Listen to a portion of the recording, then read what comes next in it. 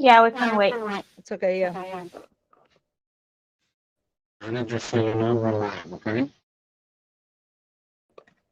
Sorry, Daniel, what did you say? We're live on YouTube, just so you know.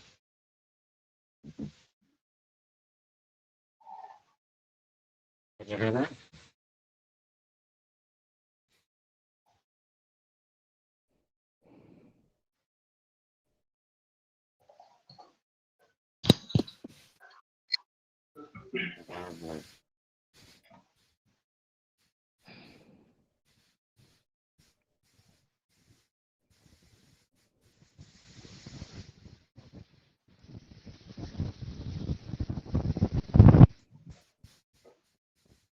Hello? Will you be doing the spatial recording? No. Okay. Do you want me to do it? I can, but Yeah, I think okay. I'm in here. Okay. Account. If you could do the spatial recording and then send me the file when you're back. Yeah. Does this background noise come from me? Yeah, we'll set down some map here. Because I'm using the headphones. I will take off the headphones. Maybe it's better without. Is it better now? I think it's coming through Sophia's mic because her name's coming up green when you're talking. But I have headphones. Yeah, it's never perfect, so only the mic. Is it Mics better? actually need to be open. I'm going to close my bell. There is. So the less microphones open, the better. Okay.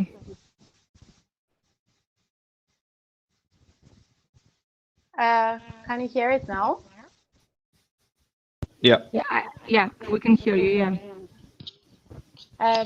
But is a glitch happening? 1 2 1 2 1 2. Maybe less. I'm wearing headphones, so I'm not quite sure. I think if you self-mute yourselves, I mean, John and Sophia. Okay, cool. I will mute myself. Because I can't do that. You're the host, so I can't mute you.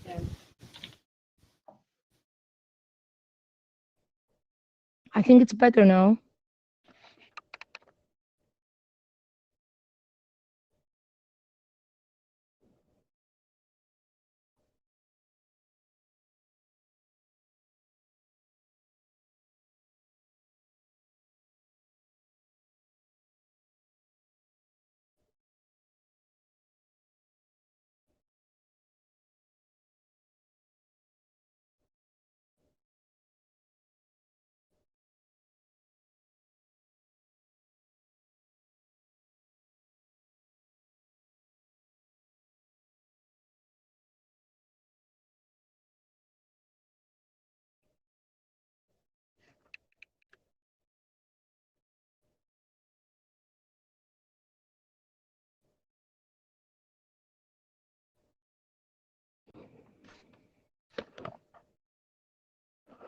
It's 9:34 now. Daniel, do you think we should start?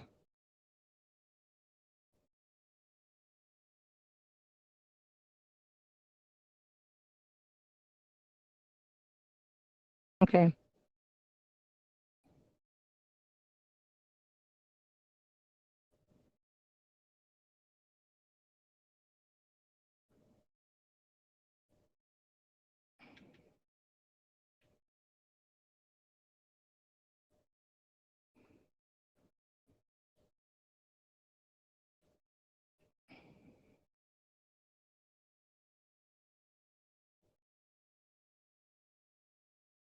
Okay. Welcome, everyone.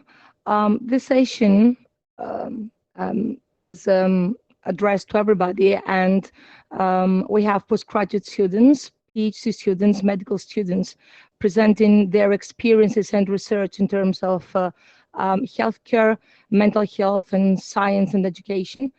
So there is a quite variety of topics to be covered.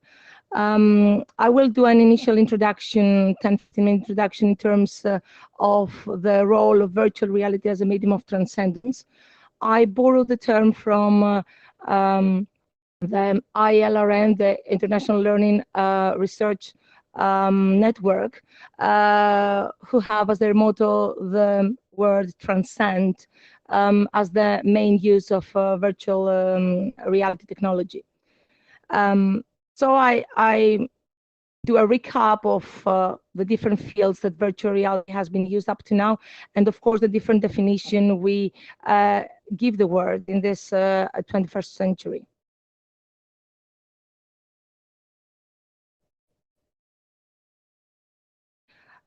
So in terms of transcendence in virtual reality, I have defined 4 different fields. The field of transcendence, the medium, the form, and the purpose. So in all those 4 categories, there has been transcendence in the last 10 years. So we have in the field of education, healthcare, mental health, corporate training, and art. In terms of the medium, from 2D web-based VR, we've moved to virtual reality environments, not only the 2D ones, but the head-mounted displays, augmented reality, and mixed reality. In terms of the form, it could be real, virtual, or a mixture of the two. And in terms of the purpose, it could be for communication or socialization, inclusion, training, entertainment, and research. So here it's the well-known, I think, to most of you, the virtuality continuum, as was created by Paul Milgram in 1994. But I think that we should give him a different, we should see it from a different perspective nowadays. So we all know the 4 different subcategories of the virtuality continuum: the reality, which is what we all know, the augmented reality, which is actual virtual content overlaid in the real world, the augmented virtuality, which is a very tricky terminology, and I think not everybody is aware of. So we have real content overlaid in the virtual world, and the virtual reality, which is digital synthetic reality, either represented real places or fictional places that we can just create. So in terms of this continuum, the term mixed reality has been coined by Paul Milgram himself, trying to actually define the area between the 2 ends of augmented reality and augmented virtuality. So actually, augmented virtuality has been seen as the reverse of augmented reality. So in this era, and with all this technological advancement, we can say that the same continuum applies, but of course the content for each category is different. For example, in the augmented virtuality, we now have holograms. I know that there's confusion in terms of the terminology used, depending on the kind of realities in this continuum. But there is an umbrella term for all of them, which is extended reality, and it covers from virtual reality, augmented reality, and mixed reality. And of course, we have another term, hyper reality, which actually covers everything, the whole spectrum of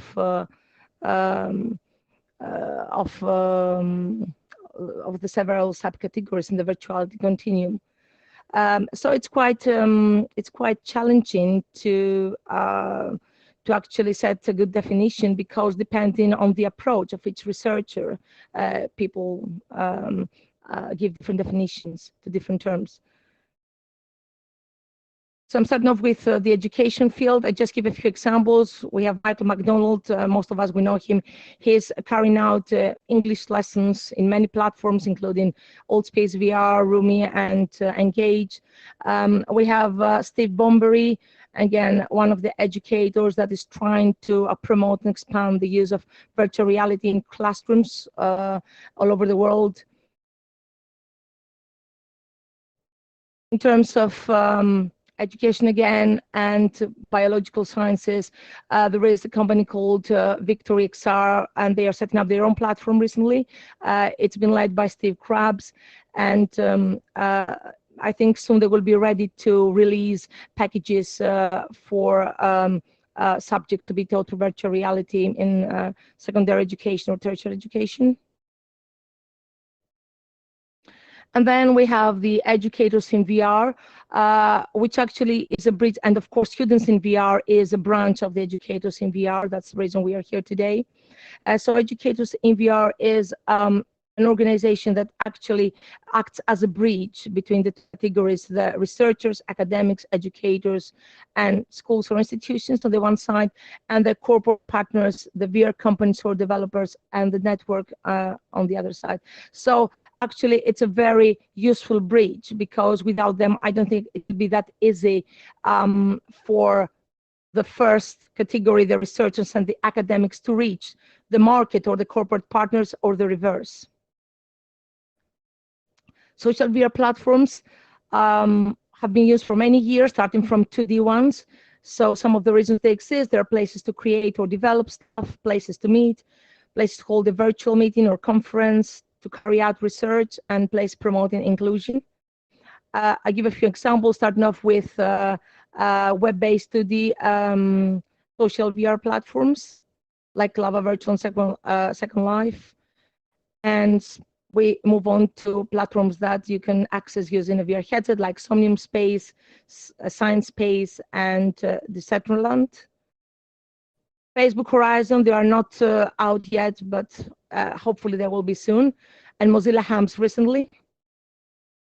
BitTime and VRChat, more social platforms to find new friends, or even develop new worlds in there. Meet in VR, AltSpace VR, and Roomy have recently been used even to host meetings, conferences, and other events worldwide. Engage, of course, is the platform that hosts us today. You can see you can host like an interview event, like the CPD by Steve Bunbury, or create events by yourself and use the spatial eye effects to make them more interesting.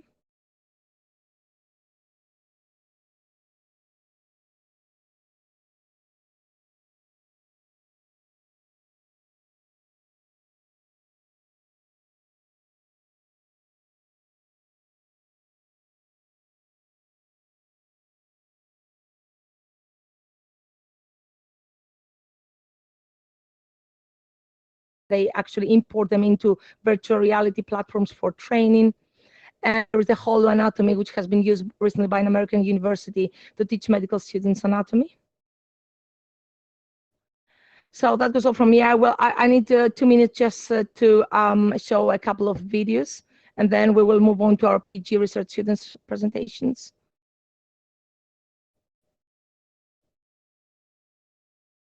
So one of the links has to do with the way an autistic adolescent sees life. Is as if we can see world through her eyes. And actually, there have been many platforms like virtual reality or 360-degree videos that have made people aware of how the specific population feels. Hello, my name is Zol Aslam, and you may recognise me from Love Island. Today you're going to watch a film about a girl called Holly. Holly, like me, is autistic, and in this film you are going to see just how simple and fun things can be difficult for people like me and Holly, like going on a school bus or going to a party.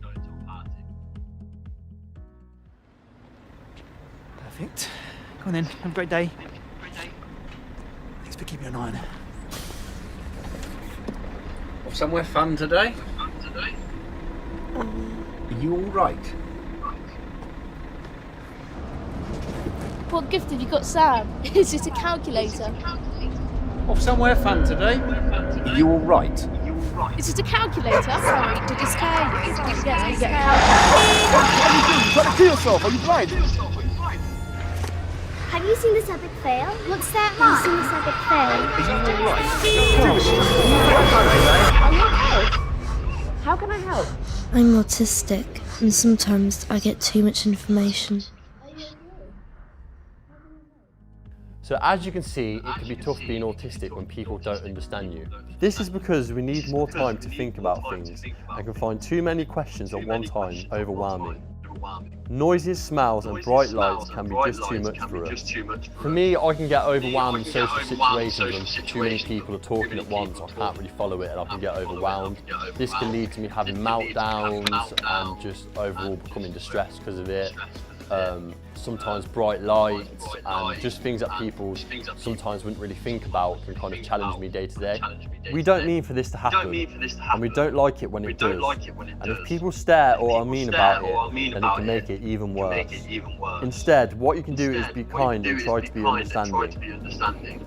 So thank you for taking part in World Autism Awareness Week in your school. You'll be helping to create a society that works for autistic people.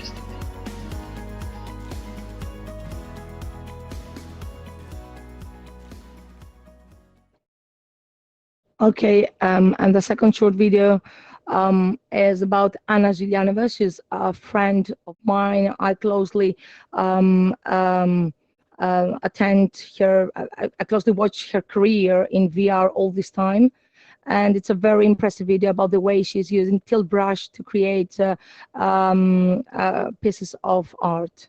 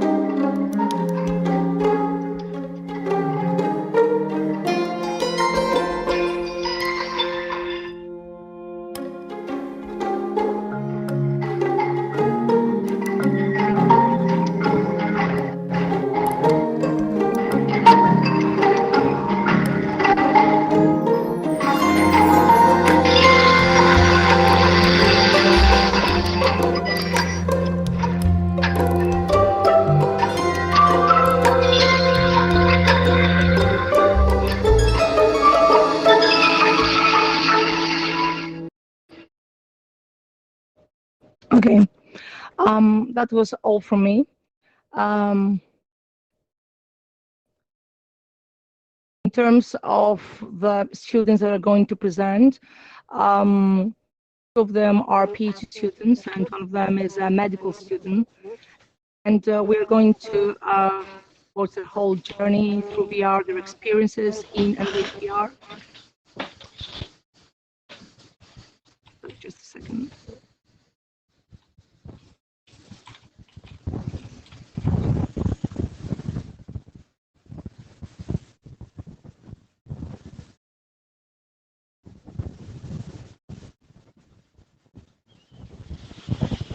The notes do not respond at the moment.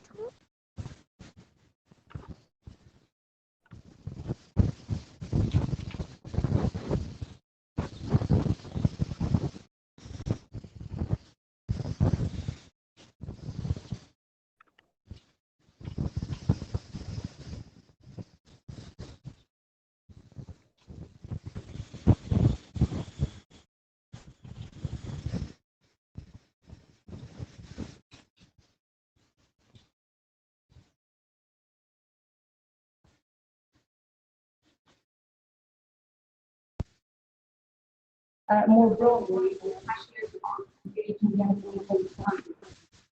He hopes VR brings to the science, educating and inspiring future generations of scientists from all backgrounds. I love his presentation is disrupting science for the future.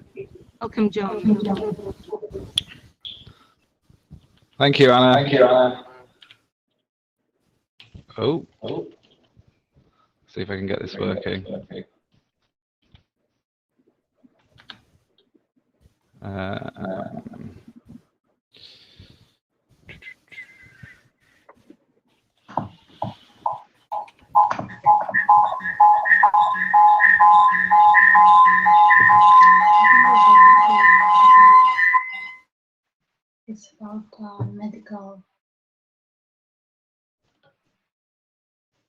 Okay, Anna, I'm getting a bit of feedback through someone's mic.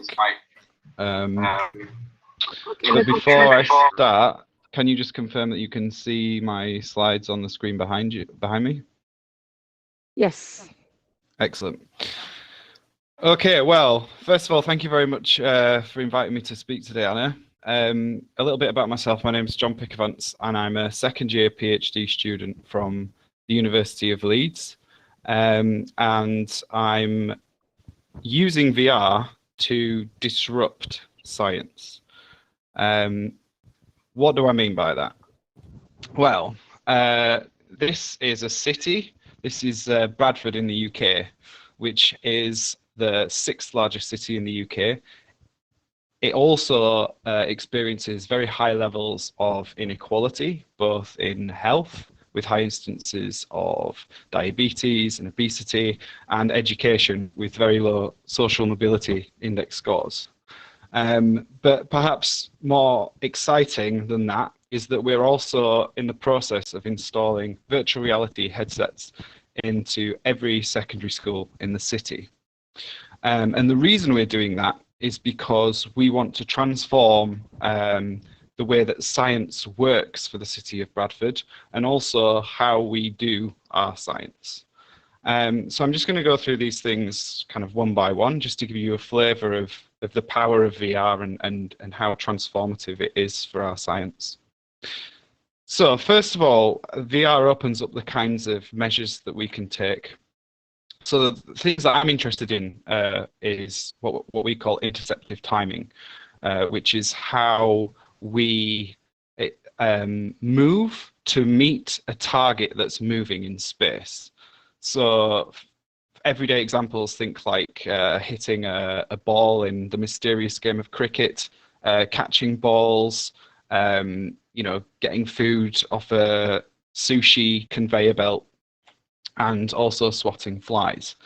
Now, the reason that I'm interested in that is kind of twofold. There are both clinical and educational interests surrounding these kind of tasks. So, for example, we know that neurodevelopmental disorders are often overlooked in lower socioeconomic statuses, for example, in cities like Bradford, but also that children who struggle with these kind of skills, particularly catching, they also tend to have a higher incidence of these kind of disorders, for example, autism and DCD. And similarly, what we also know is that the areas of the brain that are thought to be recruited in kind of performing these very low-level kind of sensory motor tasks are the origins of our much higher order cognitive processes, things like logic, maths, and language. And so there are links between these kind of skills and how people perform on these higher cognitive domains. So if we can measure these kind of things, then potentially we can make predictions about children's futures, about diagnoses for neurodevelopmental disorders or difficulties they may find in education, for example, in the maths classroom. And we have already done this using, let's see if I can get my pointer out, using this kind of old-fangled kit here, which isn't a medieval torture device. It is a 3D printed mounted joystick on rails, which is used to control a bat on a two-dimensional computer screen. And we took this into primary school and a secondary school, and the children had to try and hit as many targets that were moving horizontally across the screen as possible by shooting with this joystick. And what we found was that the better they were at this game, so essentially the more targets they hit, this predicted how well they were doing in their maths at school. So you can see here, there's a real potential for, if you've got this system, every student enter school and we can, forecast certain outcomes, then potentially we can, target help educationally, or perhaps referrals for, clinical disorders and things like this. The problem with these kind of setups is that they're very bespoke, and you couldn't scale this to, an entire city. You couldn't even scale this to an entire school. There's only one of these, and if you wanted to get 1,000 students through these kind of assessments, it just wouldn't be possible. But with VR, obviously, we can use commercial grade equipment that's standardized between each device, which allows us to control experimentally what we present and also how they interact with it.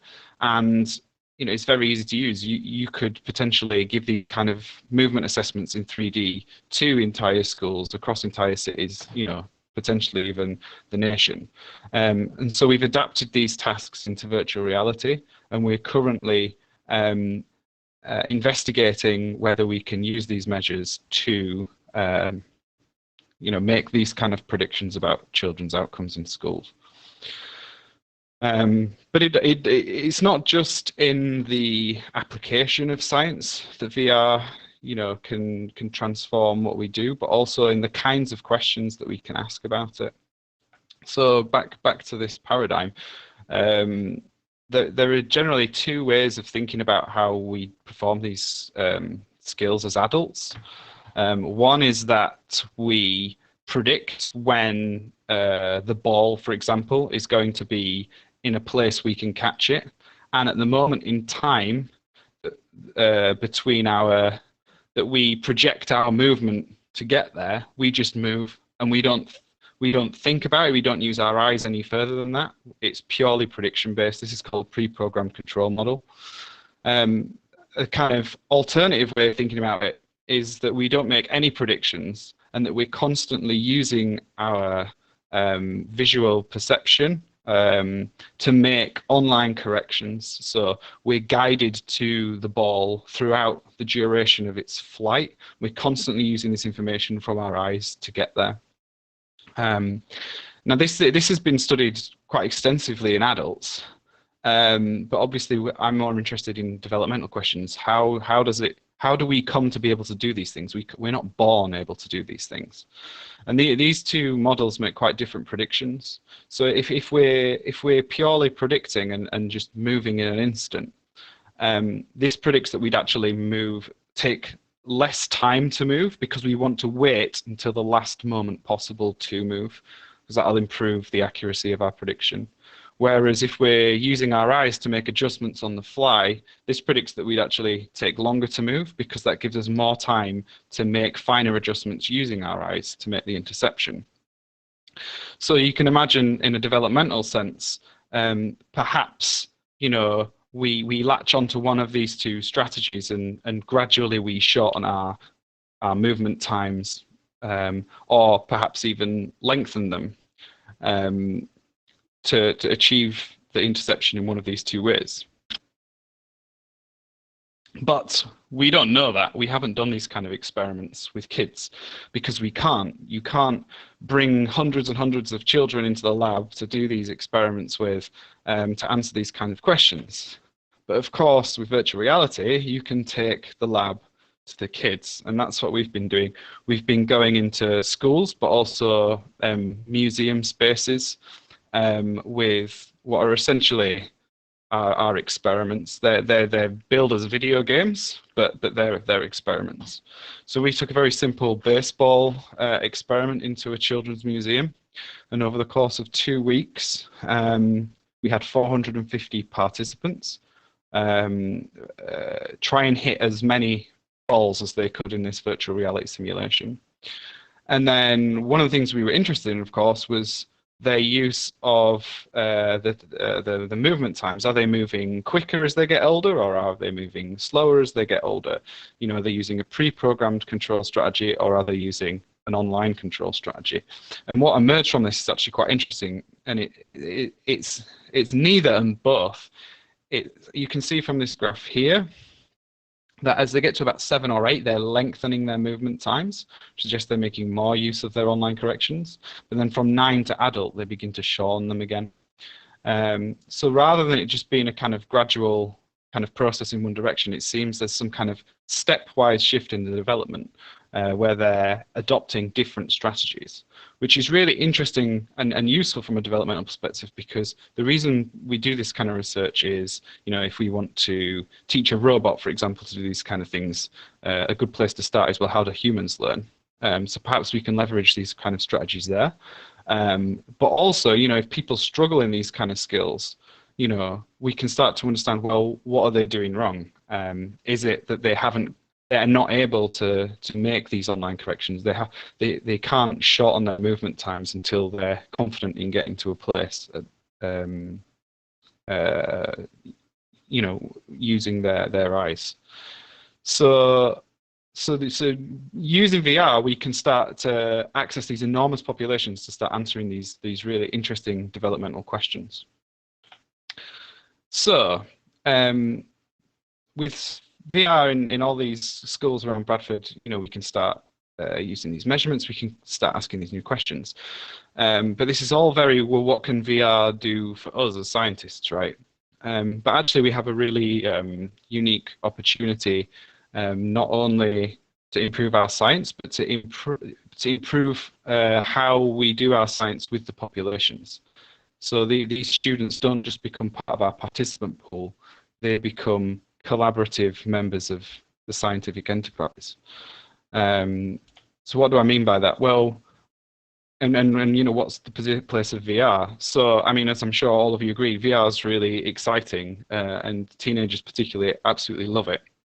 And it's a great kind of conduit into getting them excited about science. So one thing we've been doing is running mock experiments in secondary schools using this baseball simulation, where we have a teacher versus a student, where they have to try and hit as many balls as they can, to answer the question, how does the crowd affect performance in sport? So when the teacher goes up, we've got all these students booing, and then obviously when the student goes up, they're applauding. And then we take the results from that kind of micro experiment and beg the question, well, does it affect performance in sport? Inevitably, what happens is the teachers tend to perform better because they're older, and as we get older, as I've shown you, people get better at these kind of skills. But that doesn't mean, of course, that if you boo someone, they'll perform better. And this gives us a really nice opportunity to talk about experimental design, needing larger sample sizes, making sure experimental groups are controlled for, and things like this. They don't know that that's what we're doing. They're watching their friends play around in a virtual reality simulation and booing their teachers. They absolutely love it.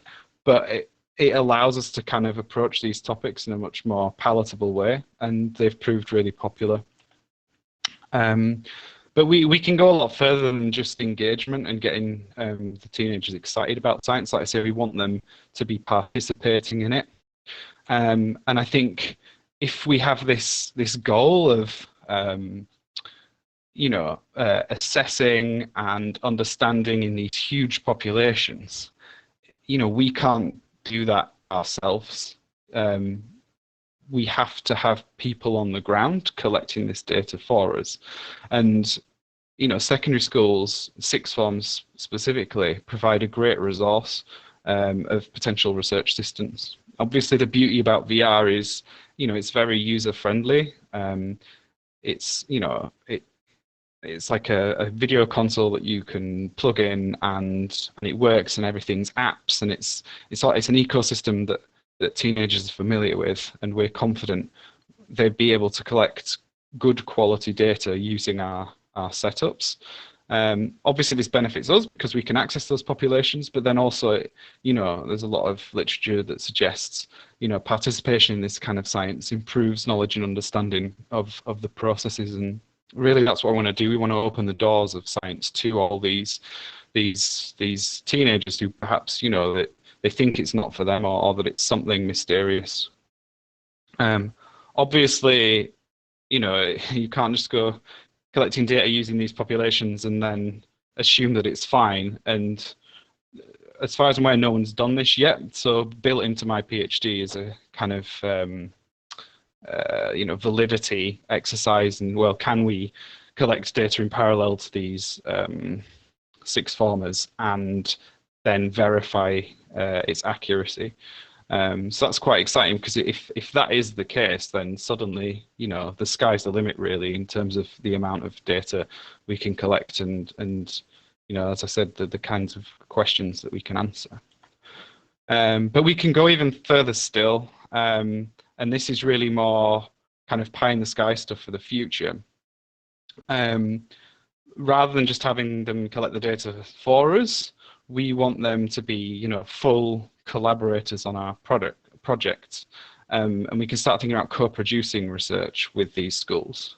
This is a model for how it looks like at the moment, but basically the idea is that we can go in prior to any data collection and consult the students about, the questions that they want answering about their peers. Perhaps it doesn't even need to require a virtual reality headset. That's just the kind of experimental side of what we're doing.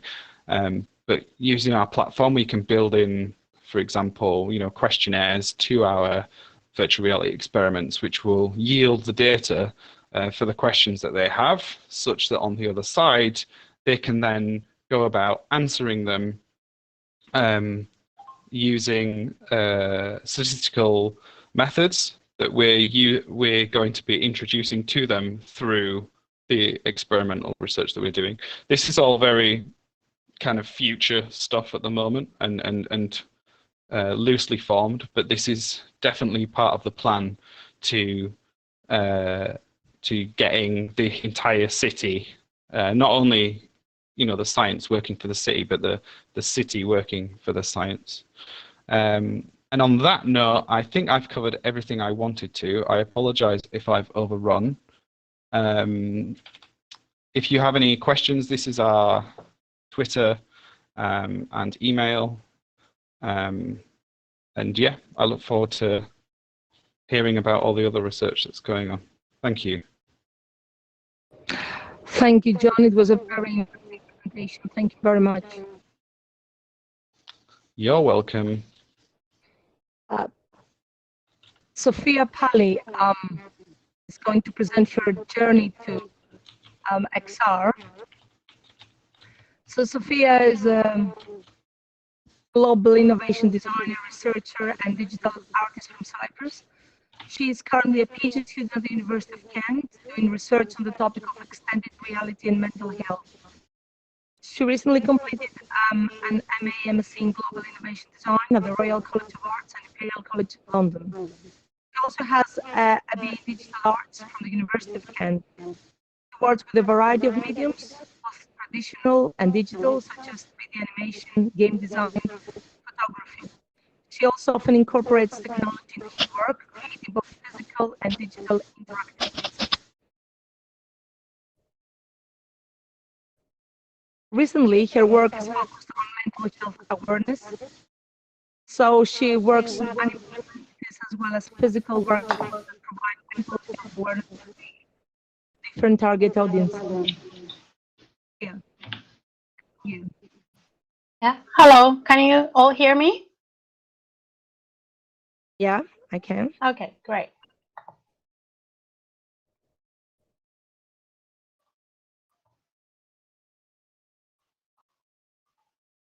So 1 second.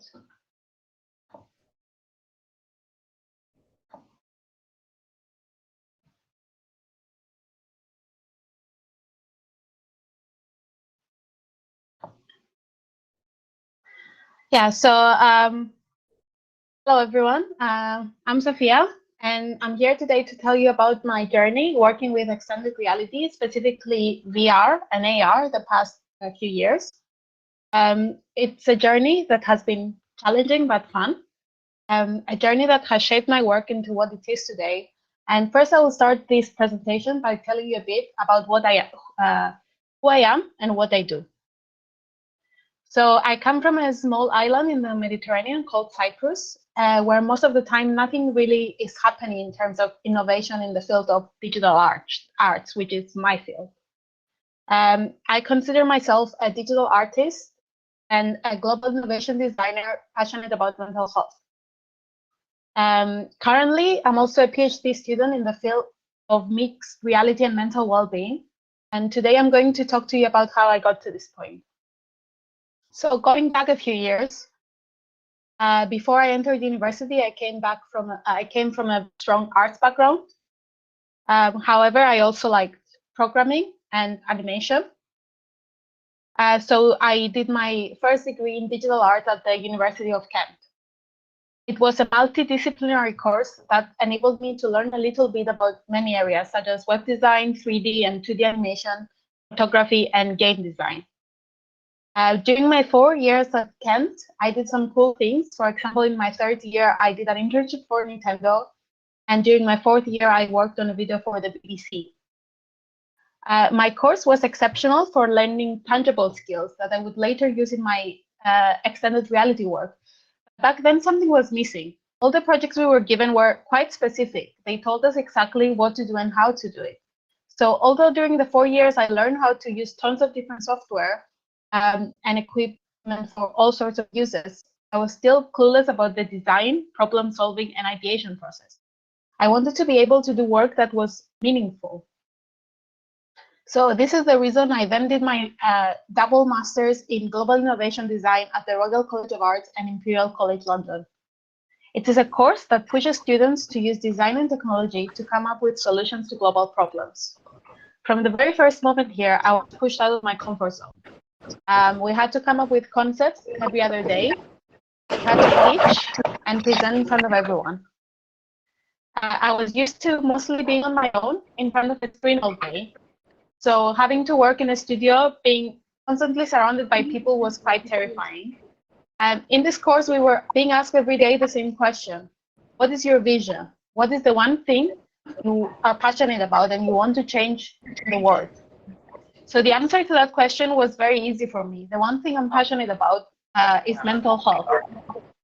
But then came the next question. How will you achieve that? So that is the question that first got me in touch with virtual reality. These trail mix, peanut butter crackers, and then I have a... I wanted to find a way to combine my passion for mental health with my digital art skills and at the same time learn a new skill. So I did a few explorations into how we can use digital media and specifically virtual reality as treatment methods for mental health problems. For my first project in my weird master's course, I turned a game I made a while ago into Unity into a VR experience. I then displayed that project in an exhibition that they run every year at the Royal College of Art called Week, Work in Progress, and I got some feedback on it.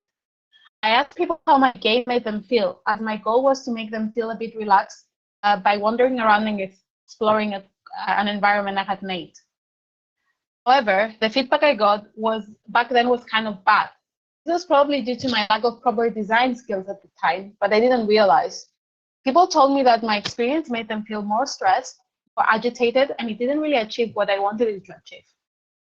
So I did what I don't really do. I gave up on things back then. I then went on to work on very physical projects. But as part of my course, I got to spend a term in Tsinghua University in Beijing and a term in Nanyang Technological University in Singapore. The main thing I did in China was observe. I observed people and situations and I learned as much as I could from them. I spent time with people there to learn their culture and habits and also explored the mental health sector. I also did digital artwork, but it was mostly 2D. By then, that point, my interest in VR was kind of gone. It reignited, though, again in Singapore, where I took a motion capture module. The outcome of the course was a music video, which was created with Viacom motion capture system and software such as Blade, Pegasus, Motion Builder, and Unreal Engine 4. We also explored the concept of motion capture for VR experiences, which was really interesting for me and made me fall in love with that word again. By the time I finished my master's degrees, I didn't have a great VR project, but I had gained a valuable skill. I learned to design for people with people. I learned to incorporate personas, case studies, and user journeys in my work. And by keeping different stakeholders engaged, it helped me integrate different emotional and social aspects in my work based on actual needs during the design process. This way, my projects were continuously validated and kept evolving. From there, on every piece of work I do is collaboration with the audience of that work. And I think that is what makes me passionate now, and it's what makes me passionate now and paved the way for me to get back into digital arts and come back to the University of Kent to do research in digital arts and mental health. My initial proposal for research was rejected. But then Alexandra, my now supervisor, sent me a message asking me to consider pursuing a project in VR and mental health. That's how it happened. I started my PhD by reading a lot. I read a lot about VR and mental health, about different mediums, methodologies, and consoles. I fell in love with Mel Slater's work. For those of you who don't know him, he's a researcher currently looking into VR, virtual environments, and neuroscience. I also did a VR module to learn how to use VR SDKs such as SteamVR and Oculus VR.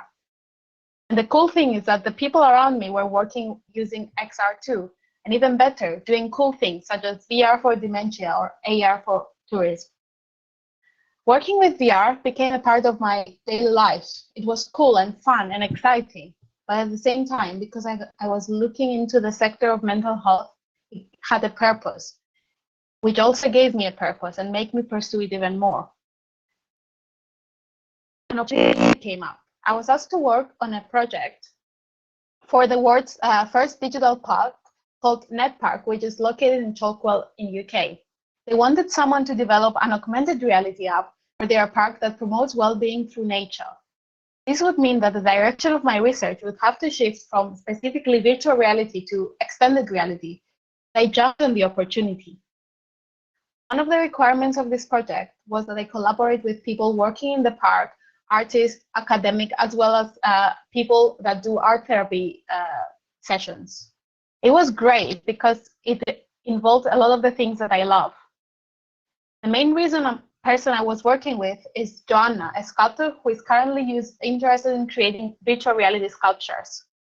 Joanna had visited the park before and had made beautiful drawings from the trees and the environment. We then spent a few days per month together in an artistic residency in the park, working and brainstorming on what kind of AR app we would design. We decided to create a Pokemon Go style app that would let the users explore the park by using location-based augmented reality and discovering hidden narratives about the tree. For this, we had to go around the park, mapping different locations and finding best Wi-Fi hotspots. As part of the app, it would also involve the creation of digital leaves that would be planted in an augmented forest. For this part, we did a co-creation workshop with people from the art therapy groups in the park, through which they drew physical leaves. We then planted those leaves on 3D trees in Maya that will later become augmented. I have started developing the app, learning new SDKs such as AR Core and Malpop as I was going, but this project has now been postponed due to the virus. Through this project, I learned so much, and I'm still learning. I learned about AR, something I haven't even considered before. I even started building AR, which has helped me start considering devices, platform, phone capabilities, and so on. It's also taught me how it is to work in a team of so many people. One last thing, as a PhD student, I also teach or assist teaching different modules in my school. So some of my students work on VR projects. For one of the projects, I was supposed to portray the client and give them a brief. So my brief, I asked them to create all the elements of their VR game using VR software. Here is some of their work. These are their mood boards. These are some of the assets they created in Google Blocks, a VR 3D modeling software, which they then edited in Maya. And this is Uni, one of them working and exploring in VR. It's really nice getting to spread my love for these technologies and assist others in learning and using them as well. The students have been loving the project so far, and I hope they continue to do so. I'm just at the beginning of my journey in working with XR, but so far it's been great. What is important to me is that I'm working on things that have a reason. And this kind of technologies can really bring change. Thank you.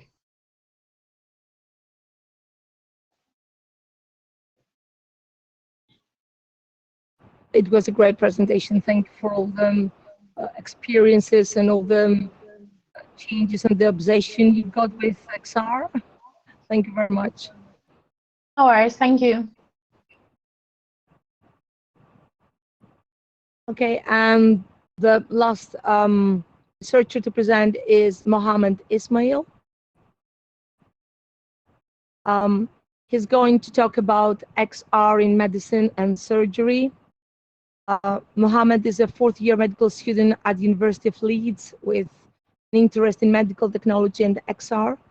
Most recent work includes finding a multidisciplinary society that aims to provide a platform for students, academics, and industry to collaborate and innovate in XR. Within XR, Mohammed is particularly interested in applications within medicine and surgery, both for education and clinical purposes for students, trainees, physicians, and patients. Wish your wish through Mohammed in terms of this platform for students, academics, industry. So, just a second to upload it. All right, can you hear me okay? Yeah, we can hear you. Okay. Excellent. So I'll just need your hand, Anna, with sorting the slides, but I'll crack on, all right? It's okay, Mohammed. Excellent. All right, guys, thank you very much for having me here. As Anna kindly mentioned, I'm Mohammed. Fourth year, by default, fifth year medical student now because of COVID. We've all essentially graduated the year. This means that I've got fourth year and fifth year exams at the end of the coming year, but officially I'm a fifth year medical student now. Founder of Leeds Extended Reality Society. Yeah, today I'll shed some light on some of the advances of extended reality medicine with emphasis on the clinical and educational aspects. Here's just, go to the next slide. Sorry. Yeah, can you go to the next slide, please? Yeah, I'll start off with my journey to XR, because it's a bit of a strange one, really, having a medical student involved in this kind of stuff. I like to know how things work and why things are as they are. But I looked a bit into the history of extended reality, and I'll just spend a couple of minutes going through some of the interesting things I came across. And then we'll talk about the medicine, and then some of my sort of predictions and recommendations for the future. And we'll end with a touch on Leeds XR Society and contact details if any of you want to get in touch. All right. Next slide, please.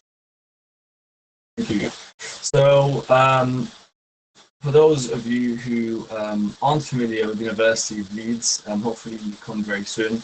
The picture on the left-hand side in the middle is the Worsley building, which is the medical and dental building predominantly. That's where I study usually.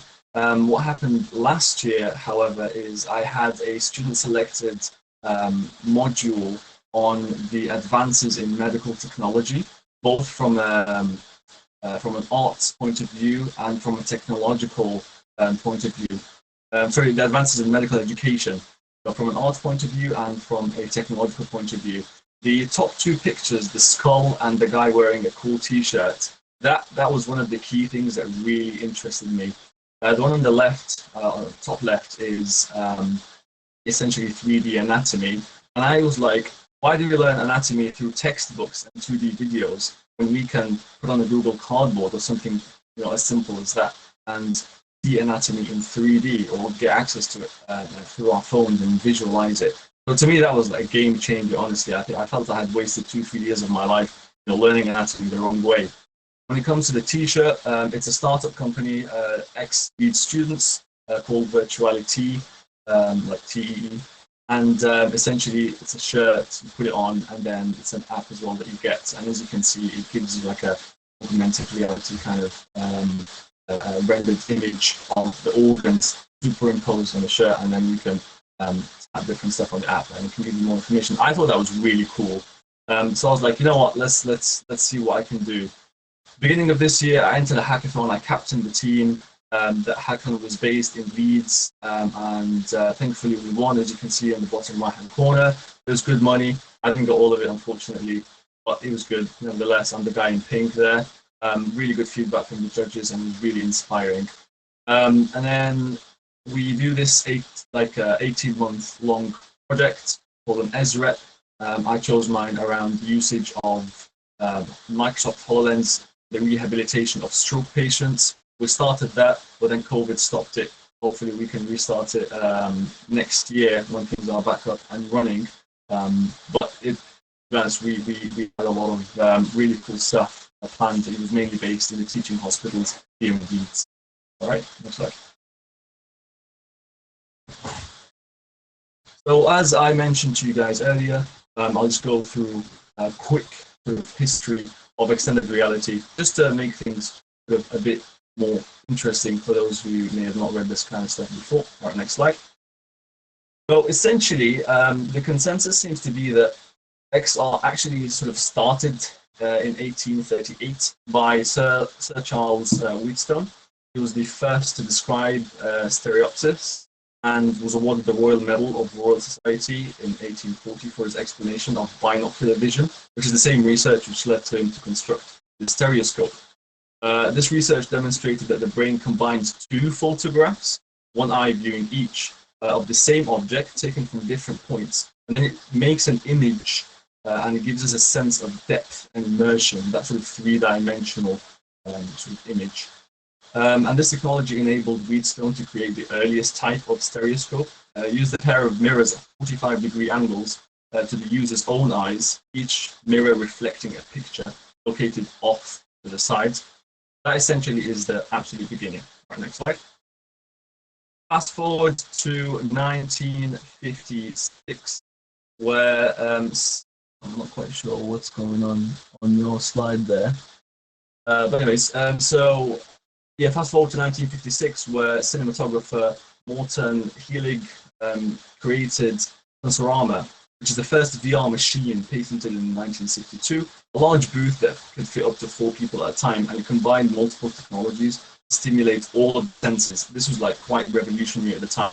So there was a combined full color, 3D video, audio, vibration, smell, and atmospheric effects, which is wind. And this was done by like scent producers, vibrating chair, stereo speakers, and the same sort of stereoscopic 3D screen.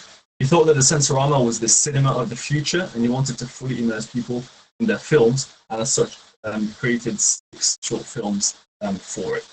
All right. Now, going into the more meaty stuff, 1966, it's supposed to say 1986. I'm not sure if your slides are corrected. Can you guys see the slides? Or is it black?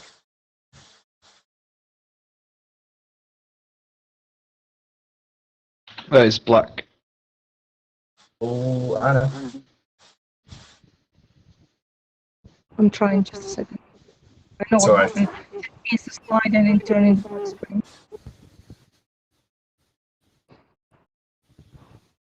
Would you like me to continue, or should I just pause a second? Just a second. It doesn't seem to respond. Hello.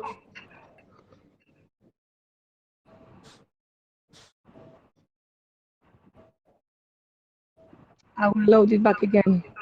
Hello, I just joined. How do I I don't know. Oh, okay. We're just having some technical issues. We'll be with you very shortly, guys. Actually, I was going to leave questions to the very end. Do you guys have any questions for me as a not very cool postgraduate student doing this kind of stuff while this stuff loads up? Any questions? Yeah. That wasn't my question. So you said that you learned anatomy from like textbooks and stuff. Don't they do full body dissection in Leeds Medical School? Yeah, so they used to. I mean, I was lucky to be the last batch to do full body dissection. However, dissection, I wouldn't assume you've dissected. I'd be a bit worried if you have. But well, I have actually. So I did my medical degree about 10 years ago. So I have done it. All right. So you're a graduate. You graduated as a doctor, yeah? Yeah. Okay, so they stopped dissection in Leeds, wet dissection, 2 years ago or 3 years ago now. And as you know, the majority of it is at excavation, and you don't really get a full sense of the intricacies of the human anatomy, whether it's the brain or the vasculature or the neurons or anything of that matter, just because it's a lot more fine than we can get as students. We tend to just cut through stuff, and it's not the best utilization of time. Hence why James Pickering, he stopped all that, and they're sticking to pro sections now. It's only the anatomy intercalators who are doing this kind of stuff. Yeah. Okay, cool. Because I didn't know that. Yeah. We need to catch up at some point, John. No, definitely. Seems that there's a lot more in common than I thought. You can control it from the.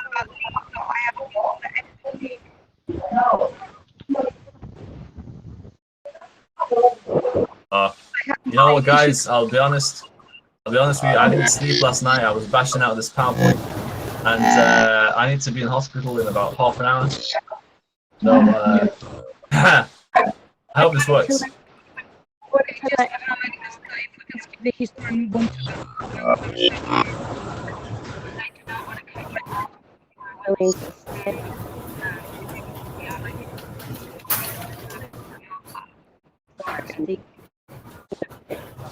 Sorry, Anna, if you're speaking to me, I did not hear you at all. There was like lots of